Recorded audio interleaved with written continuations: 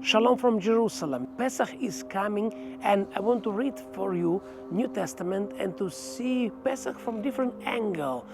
And I have many conversations with people who ask questions about Israel, what we do for Pesach. Today I want to share with you about the final day of Pesach. But did you know that Jesus celebrated Passover, Pesach, every year? And I want to ask you a question. What kind of Passover did Jesus celebrate? What did he do? I want to show you in the Bible that actually Jesus celebrated many Pesachs or many Passovers year by year. So let's join me and let's go to the Bible to read Bible verses and to think together. Let's read Luke 2, verse 41, story about life of Jesus. His parents went to Jerusalem every year at the Chag HaPesach, feast of the Passover. Here we go. It says, parents of Yeshua, Jesus, were going from Galilee, from Nazareth, all the way to Jerusalem, very long journey, every year to celebrate Passover. Why? Because that's one of the commandments of the Lord in Torah, in the Old Testament. Go to Jerusalem at least 3 times a year. So his parents, Joseph and Mary, Miriam and Yosef, Hebrew names, they were law-obedient people. They were practicing law of Moses, and they did what Bible said to do. They would go with all the families, all the villages, all the way from Galilee to Jerusalem year by year. And we actually see through that Last Supper of Jesus, the last Passover, it wasn't just a communion when Yeshua shared about covenant and communion and power of communion. Surely it is very powerful, but I just want to show you the culture of Israel and culture of life of Jesus and life of apostles. How did they live in Israel?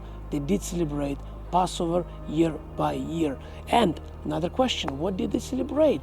They actually celebrate Exodus from Egypt, because God said to the people of Israel, I want you to celebrate Passover year by year and to tell to your generations, remember all the miracles God have done, all the wonders, all the signs. Remember, I am the Lord, I have purchased you, I have bought you. That was the Old Testament, and now we see thousands years later, actually about 1,200 years old later or 1,500 years old later, and I'm going to go to that, but it says, here we see family of Yeshua went to Jerusalem to celebrate Passover year by year. And here is next verse, 42.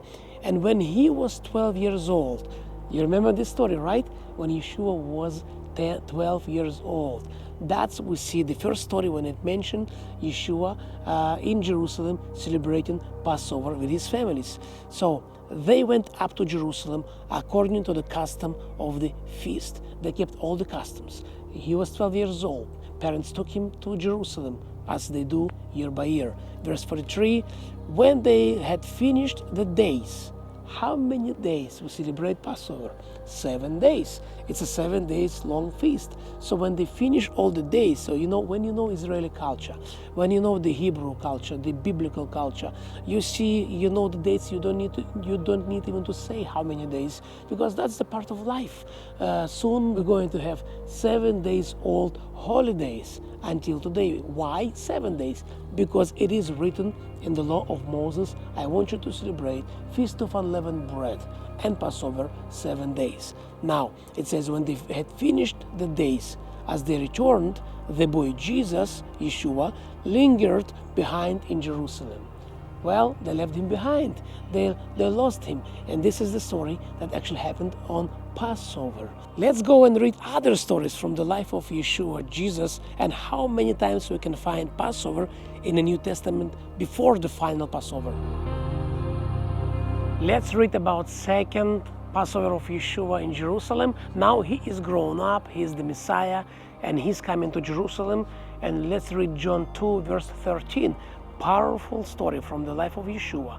I know we all know about this story, but not often we see the context when he did what he does, when he did all these famous events and famous actions. So let's read John 2, verse 13.